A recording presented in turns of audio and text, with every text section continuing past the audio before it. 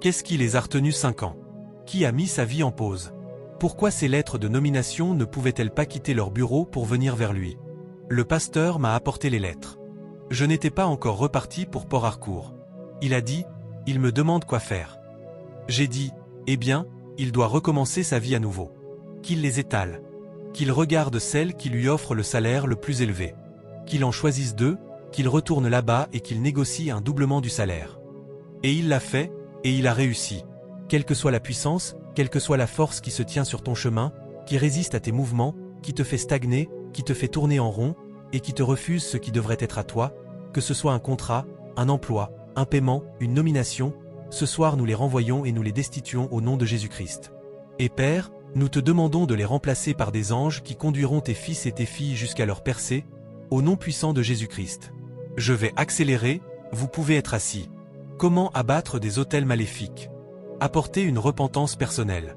Identifiez-vous au propriétaire de l'autel et apportez une repentance d'identification. Renoncez à toute association avec cet autel. Déclarez en leur nom, ou bien déclarez que vous n'avez pas autorisé l'érection de cet autel, et au nom de Jésus vous l'abattez, parce que Jésus a dit que vous devez le faire. Gédéon a dit à l'autel, « Dieu m'a demandé de te détruire, alors je te détruis. » Déclarez que vous vous tenez comme un prêtre, que Jésus-Christ vous a ordonné, et que vous le faites en son nom.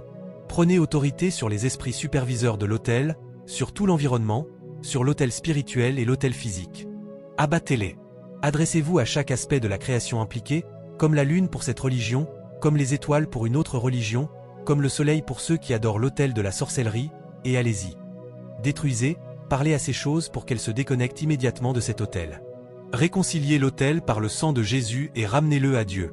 Liez tout esprit démoniaque et Satan qui était connecté à cet autel. Dépouillez et destituez chaque prêtre qui servait à cet autel.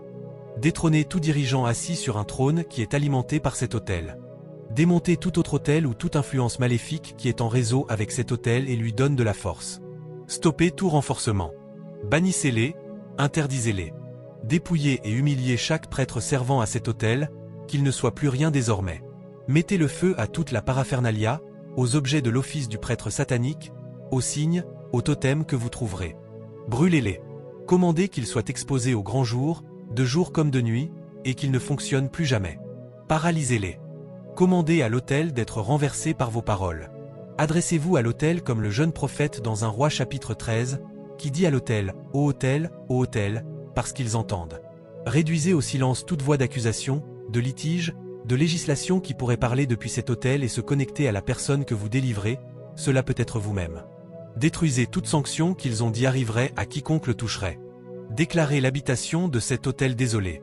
Et là où des personnes sont impliquées, conduisez-les à renoncer à tout ce qui est connecté à cet autel, conduisez-les à Christ, et qu'ils aient une nouvelle alliance avec Jésus par le sang, puis utilisez le sang de Jésus pour élever un nouvel autel au Seigneur. Maintenant, permettez-moi de mentionner comment vous pouvez élever un autel au Seigneur, un autel de justice. Consacrez le lieu, et vous pouvez verser de l'eau ou verser de l'huile d'olive. Mais s'il vous plaît, priez sur l'huile d'olive. Des gens prétendent qu'ils ont acheté leur huile partout, y compris à Jérusalem. Et ces choses peuvent être, cela peut être une huile occulte. Donc, quand vous achetez l'huile, rachetez-la par le sang de Jésus. Sanctifiez-la par la parole de la prière. Consacrez-la pour qu'elle devienne sainte. Libérez sur elle la grâce de Jésus afin qu'elle fonctionne comme une véritable huile sainte. D'accord? Versez-la sur le lieu et invoquez le nom du Dieu d'Abraham, d'Isaac, le Dieu d'Israël, et votre Dieu, et dédiez ce lieu au Seigneur. Reliez cet autel à l'autel de l'agneau dans le ciel pendant que vous versez l'huile, et déclarez cet endroit un autel saint pour Dieu. Cet autel doit recevoir un nom. Cela peut être un autel de justice, un autel pour une longue vie pour les propriétaires de l'autel, un autel de guerre contre les choses qui les ont combattus. Vous élevez cet autel comme un autel de guerre contre les choses qui les ont combattus. Cela peut être un autel de prospérité. Cela peut être un autel de fécondité, selon l'endroit où tu élèves l'autel. Si tu l'élèves au bureau, cela peut être un autel de prospérité, d'ouverture de portes, de connexion. Et si c'est pour une famille, tu peux élever un autel de fécondité. Si c'est pour une église, cela peut être un autel de manifestation surnaturelle de la grâce et de la puissance de Dieu au-delà de ce que les hommes ont vu dans le passé. Relie l'autel à l'autel de l'agneau dans le ciel et demande que des anges, comme cela s'est produit à Bethel, circulent sur cet autel pour le garder, afin que le méchant ne s'en approche pas pour le souiller. Demande qu'un registre de cet hôtel soit consigné dans les annales de la création.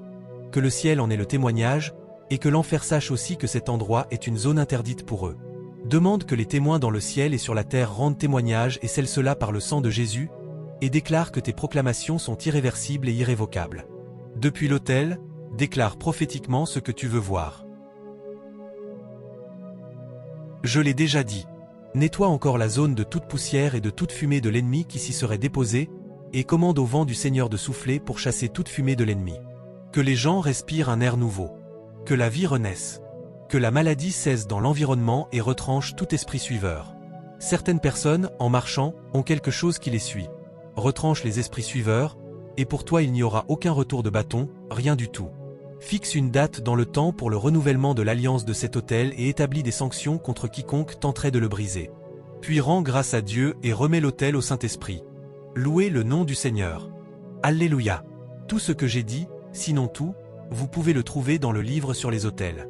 Permettez-moi de dire quelque chose au sujet des batailles ou des anciens aux portes. Je sais que certains d'entre vous ont faim et veulent rentrer manger. Alors j'ai demandé au pasteur Chola combien de temps cela allait durer. Il a dit qu'il pouvait vous garder jusqu'à minuit.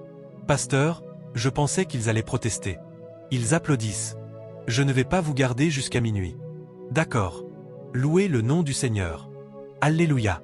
Les portes dans la Bible peuvent aussi avoir le sens de ce qu'un jeune homme a récemment appelé les 7 montagnes d'influence. Mais avant les montagnes, les portes existaient. Le mot « porte » a 5 significations dans la Bible. Je veux les parcourir rapidement.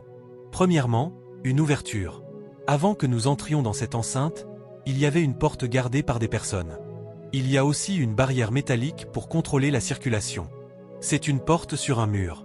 Deuxièmement, une porte est un lieu ou une position d'autorité, de contrôle, de pouvoir et de domination. Cette porte physique sert au contrôle, et celui qui est là comme agent de sécurité a l'autorité de contrôler qui entre et qui sort. Mais un individu peut être une porte. Le gouverneur de l'État de Lagos est la porte de l'État de Lagos, et le président du Nigeria est la porte du Nigeria. Muammar Kadhafi venait au Nigeria. Il venait pour intensifier le terrorisme. Et nous l'avons discerné dans l'esprit. Les gens du Nord nous ont dit ce qu'il avait fait la première fois qu'il était venu. Alors nous leur avons dit, allez rapidement à l'aéroport où il doit atterrir. Versez de l'huile là-bas. Posez vos mains et dites, nous fermons cette porte contre toi et nous te commandons de ne pas entrer au Nigeria.